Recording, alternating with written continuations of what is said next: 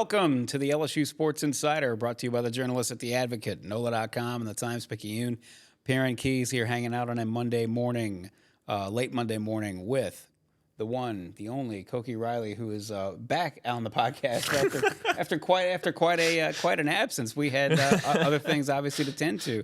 Women's basketball, gymnastics just won the national championship. We had a couple of spring practice reviews and previews and things of that nature here on the LSU Sports Insider. So here we are, coming all the way back around to baseball. You know, Skip Bertman, I'm sure you've heard this, Koki, having been on the beat now for a while, that Skip Bertman used to say that tax day was always the day that everybody in town sort of really turned all of their focus toward LSU baseball. And here we are. We're 1 week past tax day, and how about that? The LSU baseball team actually won an SEC series. Yeah. So things are looking up. What better time to catch up with the LSU baseball program as they try to dig themselves out of a hole and see if they can't sneak into the NCAA tournament. They got a lot of work to do. And we will get into it. Here. How's life? Good. Yeah. Has it been a month? I'm thinking it's probably been at least a month. Yeah. Yeah, because then March Madness ramped up, and we would have been all women's basketball all the time, almost close to it. So yeah, and then last week was gymnastics, obviously. Gymnastics took center stage, quite literally took center stage, and took the top of the podium. So it's been as it always is. It's been an eventful spring on the LSU campus. There's always something going on. Life's good. Yeah, life's good. Good, great. Well, look, we will get into whether life's good or not right out at Alec Box Stadium these days. Hopefully, looking up. But first, of course, a bit of business. You know that the Advocate's always been the number one destination for all things LSU. We just got done talking about it. Look, women's basketball, gymnastics, baseball, men's basketball, spring football practice, all of it's going on, and nobody covers LSU like the Advocate. So please subscribe if you haven't already. To do that, you go to theadvocate.com/subscribe. And again, as we say, listen, if you subscribe to the Advocate's LSU newsletter, you would have gotten an alert a little after 5 o'clock last Saturday, notifying you if you were out and about that LSU's gymnastics team had indeed won the national championship. So you can get all the headlines delivered straight to your inbox. That way you can keep your arms around everything that's going on the LSU campus per usual. So sign up for the LSU newsletter. Go to theadvocate.com/LSU newsletter. We are here every Monday and Thursday on the LSU Sports Insider. We're on all our social channels live, specifically the YouTube channel LSU Tigers on NOLA.com. So if you search for LSU Tigers on NOLA.com on YouTube, you should be able to find it. You can subscribe. And that way you'll catch all our episodes live. And if you don't catch them live, you can catch them after the fact on that same YouTube channel. So please check that out. And if you get your podcasts in a more traditional form, you can get them on Apple Podcasts, Spotify, wherever other finer podcasts are found. Just search for LSU Sports Insider. So with that, let's get into it.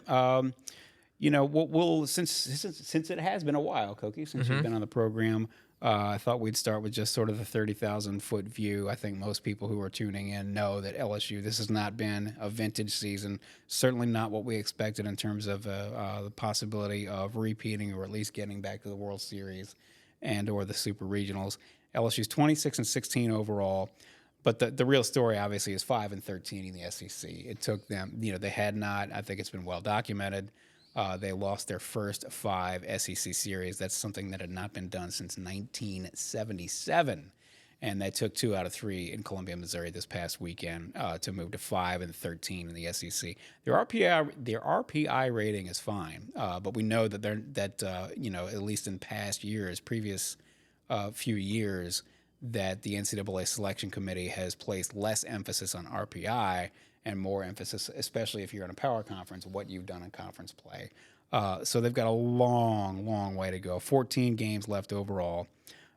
They really, I'll put this to you, Koki, but in my estimation, the absolute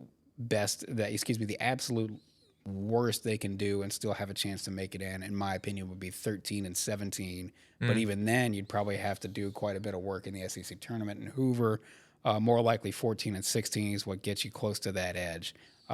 So let's just get into it. Where do these guys stand? And they've got a long, long way to go. Obviously, some good signs in Columbia, but again, they got quite a bit of work to do. Yeah, absolutely. It all starts with this upcoming weekend against Auburn, a series they absolutely have to win.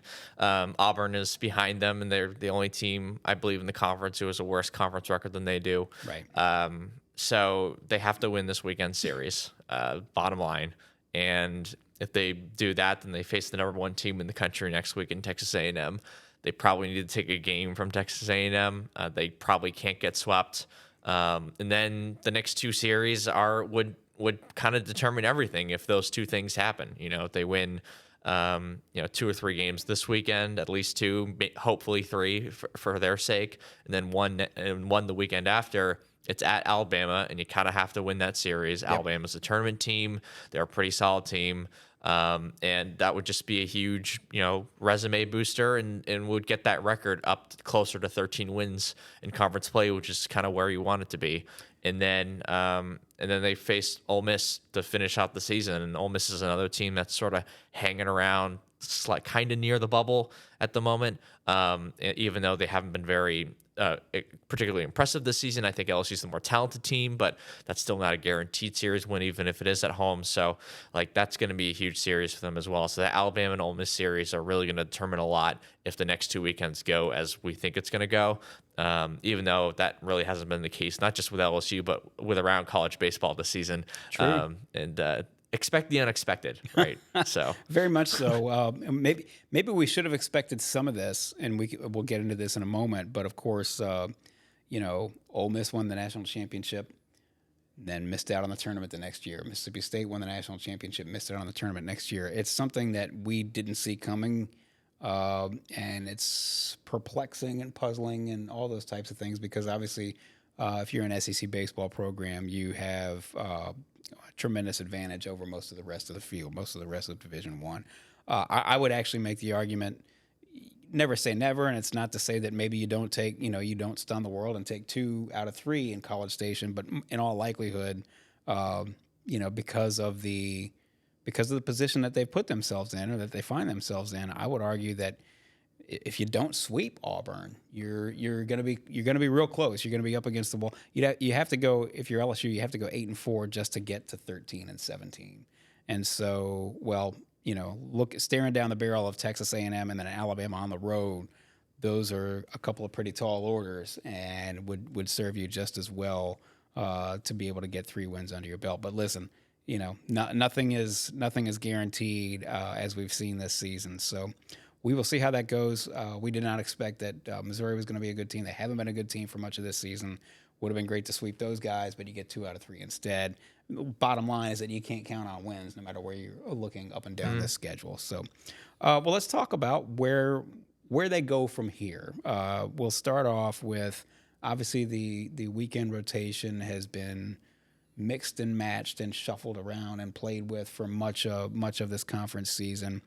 And so we're looking at the very least, we assume that Gage Jump, Luke Holman, those are going to be sort of the 2. We understand they're going to be somewhere in the rotation. Not necessarily a surprise moving forward if we see Nate Ackenhausen as your Sunday starter. Not great numbers on the season, 2-4, 6.14 ERA, but he did pitch 4 innings against Missouri, and that enabled Griffin Herring, who we'll talk about later, to go ahead and go in and close it out. So where do they stand in terms of starting rotation and what they thought they were going to have versus what they've got now, and what's the best move going forward? Yeah, obviously it hasn't been perfect and probably hasn't been quite up to the level that we thought it was going to be, but I don't think it's necessarily been the downfall of this team. Right. I think there's lots to go around. Exactly, yeah. I think the starting pitching has more or less kept them in most of these games, if not, I'd say the vast majority of these games, to be honest. They have one of the better starting pitching weekend ERAs in SEC play, actually. I think they're at least in the top 5. They might be in the top 4 in the conference in that statistic. So, I mean, Luke Holman, his ERA is a little worse than it was in conference play than it was last year. But again, there's still some time to go. He's just coming off a bad start. He's at like a 4.9 right now in conference play. He was at a 4.6 last season. So he's not, even then, he's not like terribly off that mark. And again, that's after what was a pretty probably his poorest start maybe the entire season against Missouri. But on the flip side of that, like, Gage Jump coming off his best start of the year against Missouri. Was absolutely money. Exactly. Not only because he pitched 7 innings, and that was correct. Was it 7 innings? Yeah, 7 innings, 14 strikeouts in a run rule game, a complete game that really saved their bullpen. That's why that was so clutch, is because you didn't have to burn up a Griffin Herring or whoever else to make sure that you nailed down that win. Exactly. And they could save Griffin Herring for Sunday, as you mentioned, and they could ask Luke Holman and Nate Ackenhausen to go at least 4 innings, and they could still patch the rest together with the bullpen. And right. the offense still nearly won them the game on Saturday with 5 runs in the last 2 innings. Mm-hmm. But at the same point, like, that was really more of a kind of a Luke Holman game, and that, like, if he gives you 6 solid innings, you win that game. With the way the offense played in the second half of that game. So. I guess that's kind of beside the point with this question about the starting pitchers. So I mentioned Jump. We mentioned Holman. And then with Nate Ackenhausen, the last 2 weekends he's thrown 4 innings. Hasn't induced a ton of swing and miss, but he's done a much better job of locating his stuff in the lower half of the zone. He's done a good job of mixing in his changeup. And yeah, location is always huge for a pitcher, and for a guy like him, he has to locate his stuff low in the zone because he doesn't necessarily have the most explosive stuff up in the zone. So you can mix that in with his really good changeup. He's one of the best changeups on the team.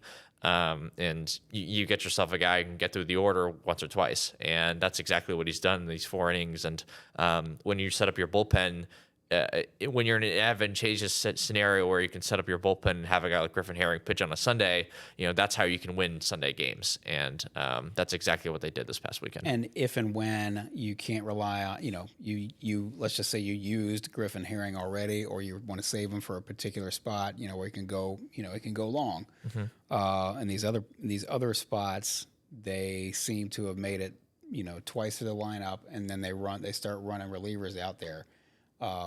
Not just one guy to try to finish it off. You run several guys out there, presumably because if you're a hitter, you don't want to have to keep facing different guys with different deliveries, different arm slots, all that stuff. And so you have to, it's forcing that lineup to readjust. I wanted to actually, being that we're talking about the bullpen, I wanted to bring this up. I'm sure you've been paying attention and noticed this as well. Probably out of necessity, but a little bit of change in philosophy. We're seeing more of guys like Cam Johnson, mm-hmm. or Micah Bucknam, more of Aiden Moffett. You're talking about a couple of guys there who can obviously throw from the left side. Of course, they had this staff is left-handed heavy, but these are pitchers with different attributes than maybe Jay Johnson was relying on earlier in the season. Yeah, younger guys with explosive fastballs. Yes. And with some control questions as well. Right. And the results have been better than what we saw in the first I'd say more like 4 weeks in the season, because they kind of implemented this in the 5th week. Uh-huh. The first 4 weeks of SEC play, but at the same time hasn't been perfect either. Right.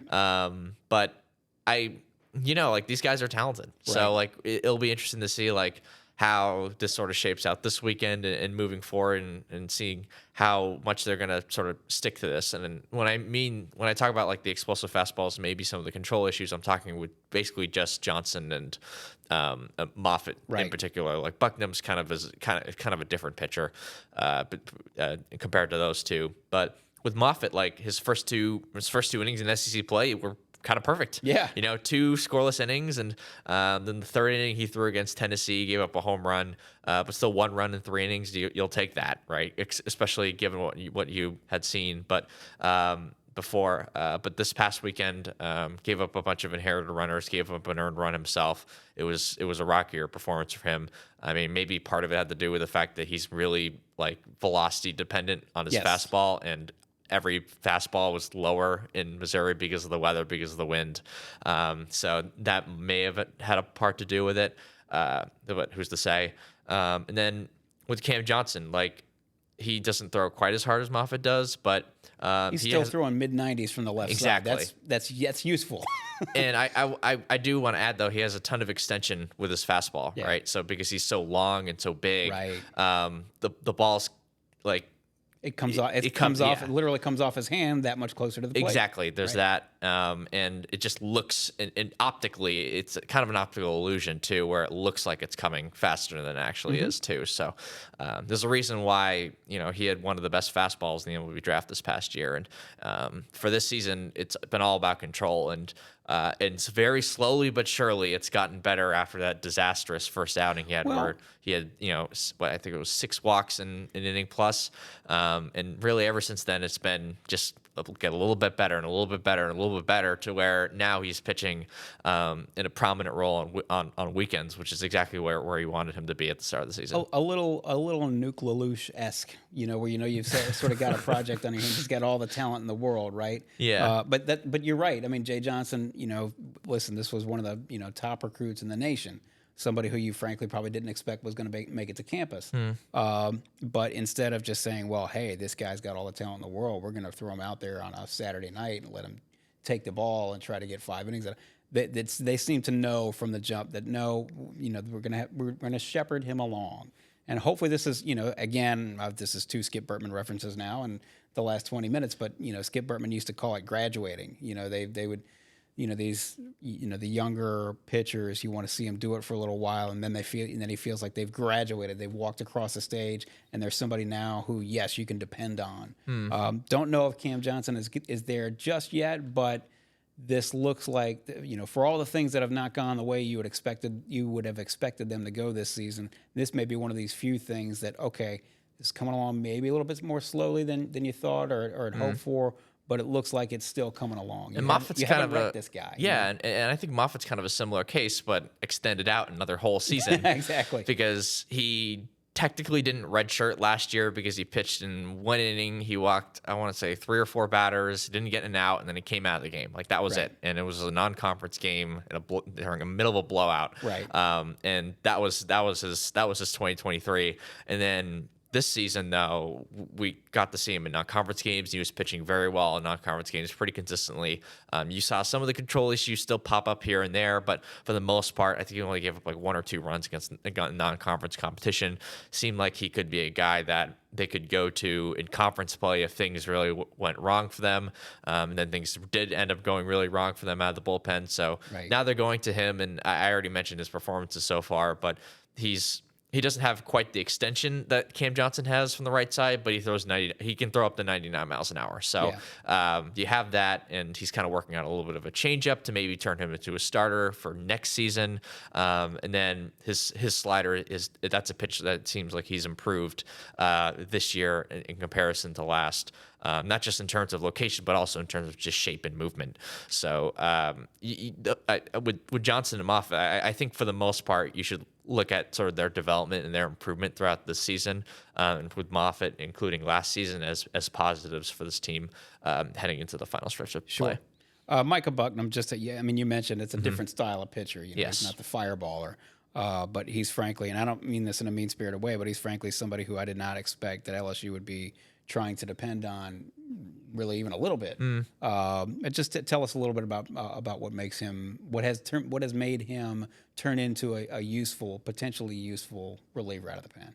Yeah, absolutely. The interesting thing with Micah Bucknam is that when you just look at his resume, you're seeing a guy like, okay, he should probably help them out this season, because he was drafted out of high school. He's from Canada, which obviously my kind of guy, near and dear to your heart. He's from Canada, and he was actually drafted in the much later rounds in the MLB draft, and he went to the Cape League this past summer. Not all the young guys get that treatment. That's right. Like Aiden Moffett was in the Northwoods League, which is also a very good league, but the Cape League is where they sent Brady Neal. It's where they sent Paxton Kling. He was actually teammates with those guys at Yarmouth with the YD Red Sox, and he didn't pitch a ton last season, but he actually did get, I think, an inning or 2 in conference play. He has not the most explosive fastball as we've sort of talked about, but pretty compact delivery, pretty good slider. And then this season, he's added a sinker. And the reason why the sinker has been kind of big for him, at least the last time he spoke with us in the media, was because it's another pitch that, instead of the fastball, his fastball, it goes inside the left-handers and Breaks outside. Yeah, breaks outside, but the sinker breaks the other way. So it's two different pitches that can break either way, but the sinker also has similar velocities to the fastball. So you're not sort of losing that velocity, and you have two pitches that break in different ways to get different guys out at both sides of the plate. And he sort of was playing around with grips, and Terry Rooney, who is kind of more of their recruiting guru, I'd say, but he has a ton of experience as a pitching coach, was LSU's pitching coach back when Paul Maneri was the coach here, and I think it was 2006, 2007, 2008 range. He sort of taught him this grip, and he kind of honed it over after, really just a week or so, and then started throwing it a little bit, and it became sort of an effective pitch for him. That and just improved control, as we talked about with a lot of these guys, has sort of seen him elevate into more of a weekend role. And the results haven't been quite as good as it's been with Moffett and Johnson, but at the same time, he's not walking a ton of guys. He's not giving up a ton of hits. It's been mostly, a home run here or a home run there. So he's a guy that just at least keep an eye out for as we head into the, this final stretch of the season. This is the LSU Sports Insider, brought to you by the journalists at theadvocate.com, the Advocate, NOLA.com, and the Times-Picayune, and theadvocate.com. You know where to find all our writers' great work. That is at theadvocate.com and NOLA.com. Again, we cover LSU, all LSU sports like no other. So please subscribe to The Advocate and to NOLA.com if you have not already, whether that's in print or digital. You go to theadvocate.com/subscribe. And again, as we always say, there is always a ton going on at LSU, seemingly sometimes semi-controversial. There's nothing semi-controversial about baseball season, thankfully, other than the fact that they're not doing as well as obviously all the fans in Alex Box would hope. Nonetheless, get everything delivered straight to your inbox with the LSU newsletter. You get all the headlines sent there. You don't have to go looking all over for them. And so you can sign up at theadvocate.com/LSU newsletter. We are here on the LSU Sports Insider on Mondays and Thursdays on all our social channels, specifically the YouTube channel, LSU Tigers on NOLA.com. Just search for that on YouTube. You should be able to find it. You should be able to subscribe. You can catch us live then on Mondays and Thursdays. And if you don't catch us live, you can catch us anytime after the fact on all those same social channels and the YouTube channel. If you don't like it, if you don't like your podcast that way, you can get it one of the more traditional ways, which is, of course, on Apple Podcasts, Spotify, wherever other finer podcasts are found. Just search for the LSU Sports Insider. So let's talk a little bit about some position players. Well, one position player, and then, of course, Griffin Herring, who we've mentioned a couple times. Two players who are coming on, who, there have been several bright spots on this team, despite all the disappointments. One of them, maybe the biggest bright spot, the most encouraging thing, especially for going forward, not only the rest of the season, but for a year or two to come after that, is Ashton Larson.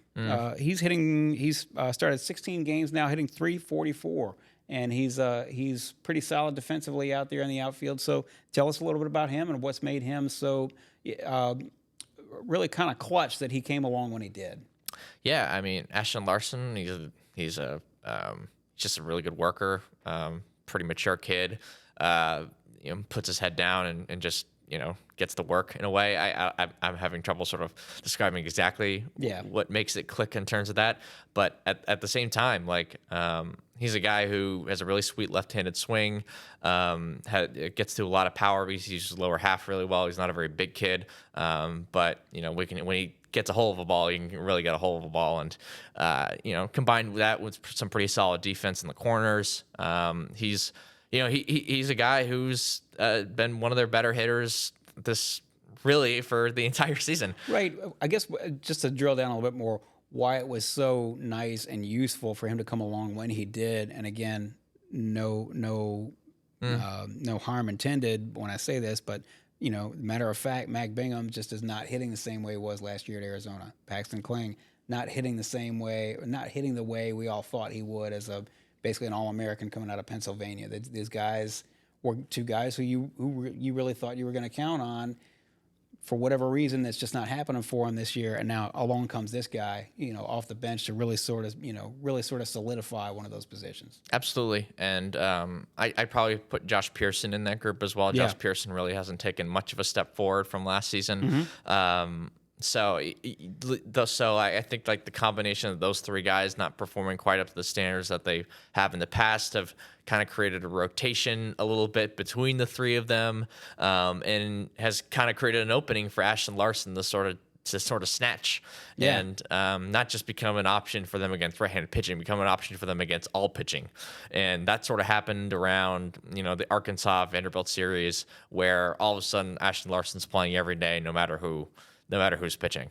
And he's continued to perform despite that. So, he's just a really solid hitter. And he's really, really good tools. He's a good athlete. I mean, he's a guy who we thought had the potential of getting selected in the MLB draft and, Sure. and going off to school, not the school, going off to professional ball. So, I mean, they're really thankful to have him because, again, he's been arguably the best hitter in conference play for them.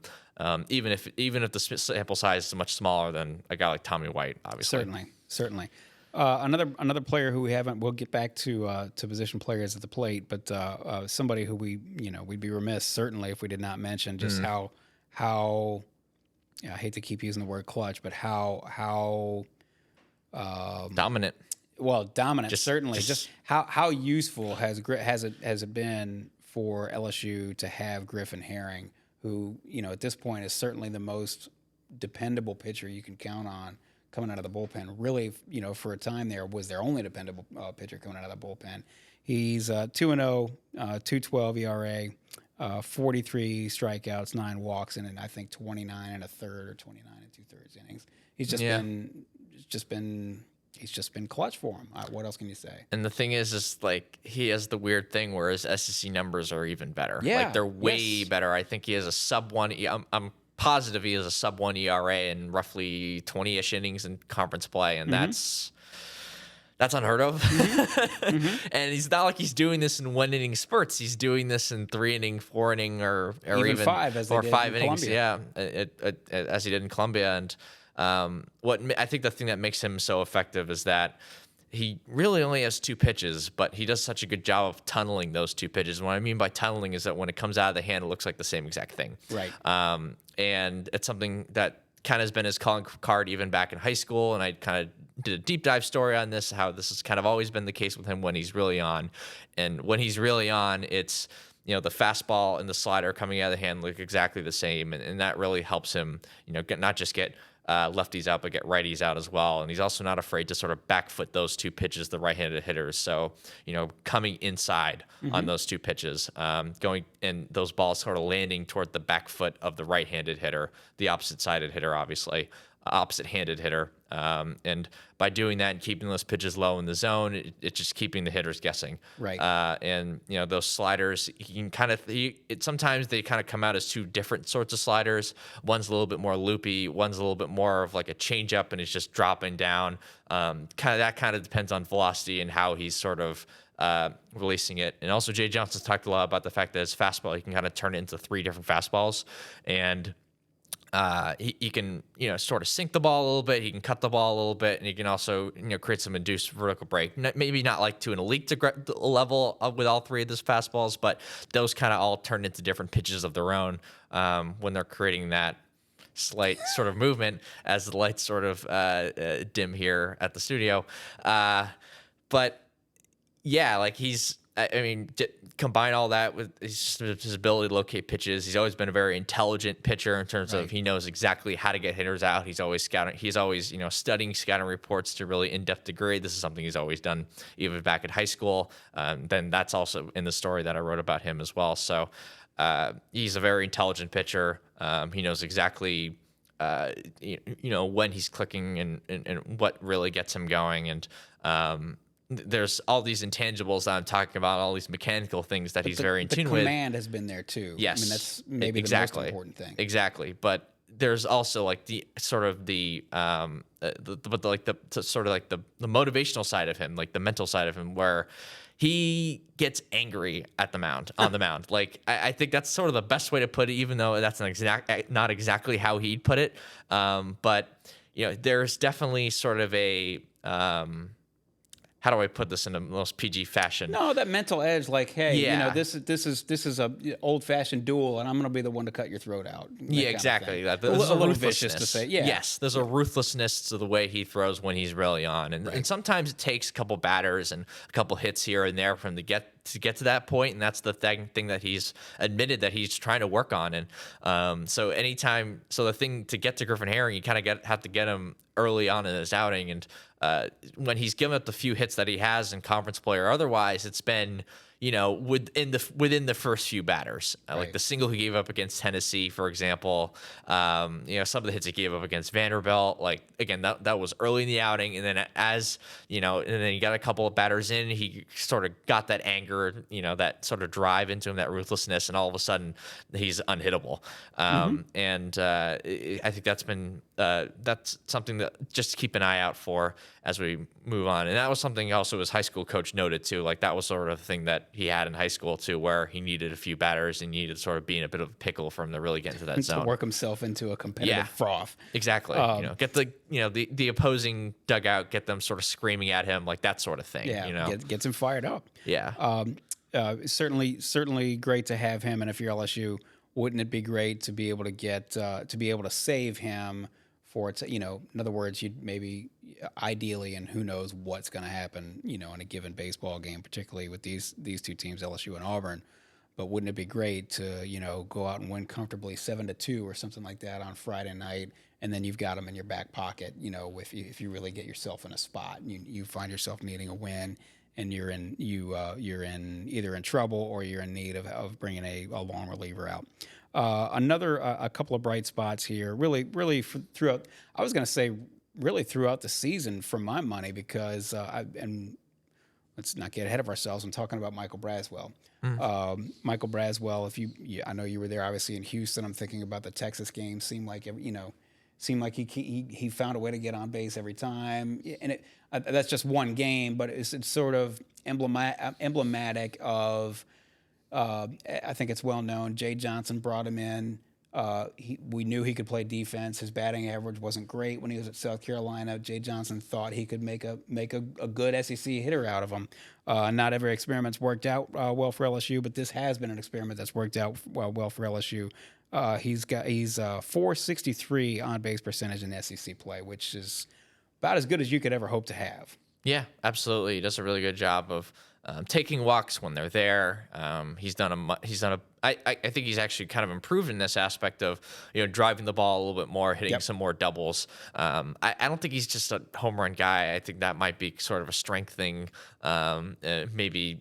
But at the same time, like he's hitting just a lot more doubles this year than he ever has before, and you're just seeing that in just an improved approach, an improved mechanical approach in terms of using his core better, using his lower half better, not being as handsy as a hitter, staying back, driving the ball. He's hitting the ball to all fields really, and he's just done a really good job. And I think he's always had I think one of the reasons why Jay Johnson thought he could sort of, I guess, quote unquote, fix him as a hitter is because he already had a pretty good eye at the plate. Like his on base percentages, his walk rates, like they were pretty good at South Carolina. It was just a matter of he just sort of threw his hands at that. Yeah, he just threw his hands at the ball. He was very handsy. He wasn't really driving the ball. Wasn't really hitting doubles.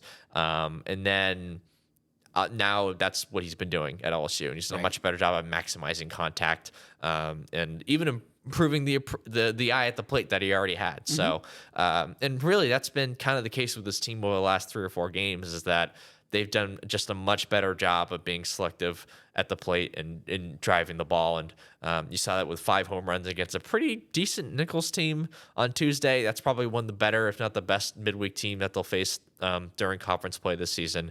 And then against Missouri, obviously they hit a ton of home runs. Stephen Milam hit 2. 2, and I mean hit one against Nichols and hit one against Missouri, that's a guy who we thought probably wouldn't hit 1 this season. So that kind of comes to tell you that, and Jay Johnson pointed this out, that this team's just doing a much better job at taking strikes. Yeah. And that sounds like a weird thing to say, but as Jay Johnson says, like a strike is better than an out. So what he means by that is you want to be swinging at the pitches that you can drive, not just you don't swing at the strikes. If it's a strike that you can't do anything with, then why Exactly. bother? It's Exactly. live to fight another day, so to speak. Somebody else who's obviously driving the ball very well is the big Grizzly, Jared Jones, 18 homers. He's not going to lead the SEC. I think Charlie kind of looks like he's going to run away with that. Him and Caglione are right. kind of in a bear fight for that. Yeah. But Jared Jones obviously has done his part and then some, 18 homers and hitting 299 now in the season. Yeah, and I hate to say this, it's almost kind of a shame how well he's played for this season for LSU because he's draft eligible. Right. And given the way that he's played, you'd figure that he's going to garner a lot of interest from MLB teams. And I can say the same exact thing for Griffin Herring, even if Griffin Herring hasn't quote unquote started. Mm-hmm. He's thrown 3, 4, 5 inning outings, and that's kind of starter innings. And obviously, given that I don't have to explain why he's been so good or why MLB teams would be interested in him because of what we just talked about. But he's definitely a guy who. Those are two guys who are sophomores but are draft eligible who will get a lot of interest from Major League Baseball. How that will turn out, we have a couple months before we can get into that. Right. But I do think it's worth noting.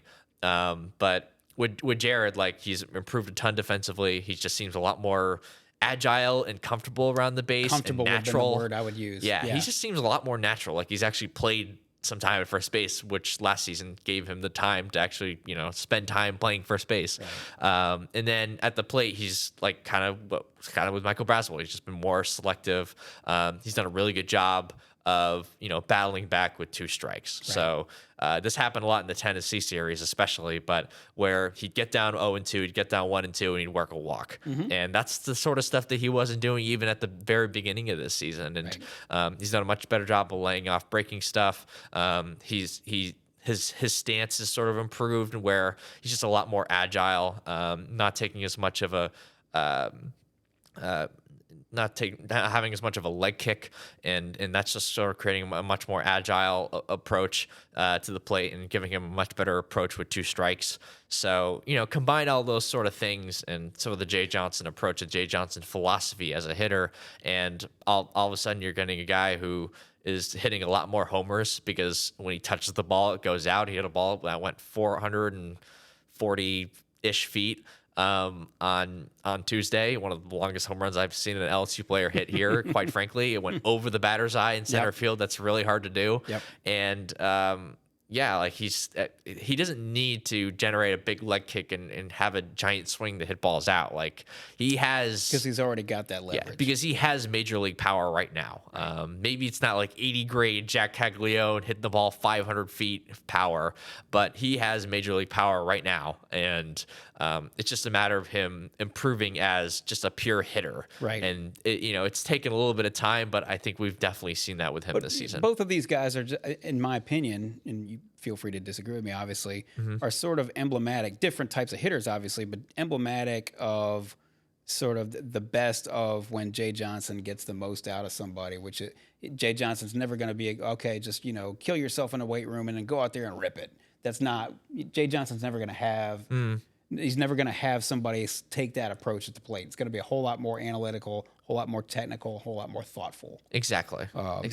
Yeah. So, that's a great way to put it. And the thing he's talked about a lot this season is how this year, this roster is almost kind of backwards where they have a lot of power, but they need to work on the thing they need to work on is being a pure hitter and being a hitter and being a good hitter. And usually with teams in the past, he would have, good hitters that he'd need to physically train into getting more power and turning some of those singles into doubles and doubles into homers. And and this team's kind of the opposite because I think maybe the ultimate strength of this team outside of just Griffin Herring being that dominant is their power. This team hits a lot of home runs, and that's a good thing. And the fact that driving the ball and hitting it out and scoring quick runs is a good thing. Even if they're only, for the most part, they've only been solo home runs. That's not great. But I don't think that's anything to do with necessarily I don't think it's a bad thing that they're doing that. You Sure. know? So, well, it's two things too. We know that that LSU has struggled all year in terms of leaving guys on. I actually meant to look this up in terms of where they stand in the SEC. Runners left on base, and particularly those in scoring position. I did not, but listen, we all know this. It's going to start warming up. It means the ball's going to start traveling farther. Maybe you can start. Maybe this offense is ready to really sort of start to take off, certainly in a way that it had not taken off for much of this season. And this weekend it should take off because of Auburn. Auburn's just not a very good pitching team. That's right. That's really the problem with that team. I don't think they have anyone who's had more than 4 starts in conference play, which is that's a wild. sign that you're mixing and matching and still trying to figure this thing out, and you haven't figured it out yet. Exactly. That is their problem right now. Right. And they have 4 or 5 pretty good hitters, so it's not gonna be a walk in the park for the pitching staff and their schedule. Auburn's schedule, like we talked about LSU schedule and the 4 or 5 week stretch they had to start this season. Auburn's schedule has been even tougher. But if LSU plays up to their potential, plays like they did even last weekend, they should win this series. So LSU versus Auburn to close this out, 6:30 p.m. Friday, 6 o'clock on Saturday, 1 o'clock on Sunday, all on the SEC Network Plus. You're going to have to stream this to watch it if you're not out at Alec Box. You brought it up. If they win this series, 2 out of 3, listen, you gotta win the first before you can worry about the second and third. But 2 out of 3, is that enough against Auburn? I told you where I stand. It's like you almost feel like you have to sweep these guys, honestly. And of course, we don't know. I mean, who knows? As I said before, maybe you go out there and stun the world and take 2 out of 3 at Texas A&M, and so 2 out of 3 against Auburn doesn't look as bad coming out of the weekend as maybe it would have. But is 2 out of 3 enough? I think barely so, because some examples to use here, like Ole Miss made the tournament the year they won the national championship. They were the last team in, and as everyone knows, they won 14 SEC games, right? And really didn't do much of anything in the SEC tournament.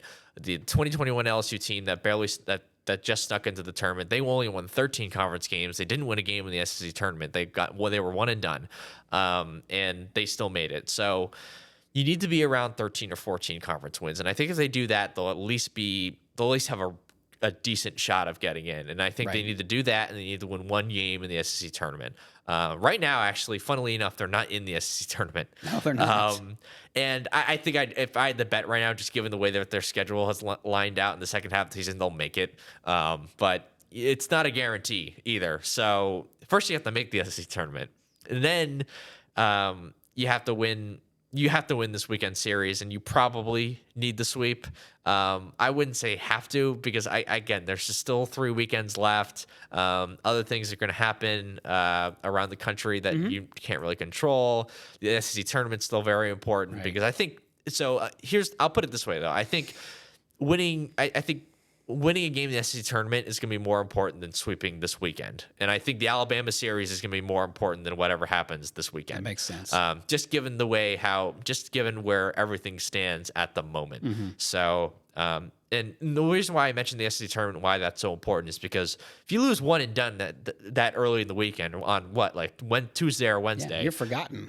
You're forgotten, and your fate is no longer in your hands. Correct. That's the problem with that, and you're just leaving things up to chance and hoping there aren't too many bid stealers. Well, I was going to say, hoping there's not any bid thieves, from the West Coast Conference or something. Some 500 team in the West Coast Conference that finished 6th. All of a sudden, they win their tournament. Yeah, well, they're an automatic qualifier. Or like a Tulane last year that went 19 and 40, but they won their conference tournament. Exactly. That leaves that much smaller room for error. Exactly. Then. Yes. But if you win a game, you get thrown into the double elimination format. Even if you lose those 2 games, you're out on a your Friday. RPI has gone up a little bit better because of quality of competition too. Exactly. So it's not. They just have to get into the double elimination format, because once they do that, I wouldn't say it's gravy, because we'll have to see what happens in the regular season. They might still need a win or two. Because they might still need a win or two, or more, or just win out. You never know, because it's baseball, it's unpredictable, right? But I think winning a game in the SEC tournament, I think almost no matter what, unless they like sweep A&M, unless they win, 6 straight, right? Then all of a sudden they're a tournament team again, right? Before they even get to the Bama series. But again, that's a crazy one, like a tall order right there. Like a 1 percentile outcome, right? 99th percentile outcome.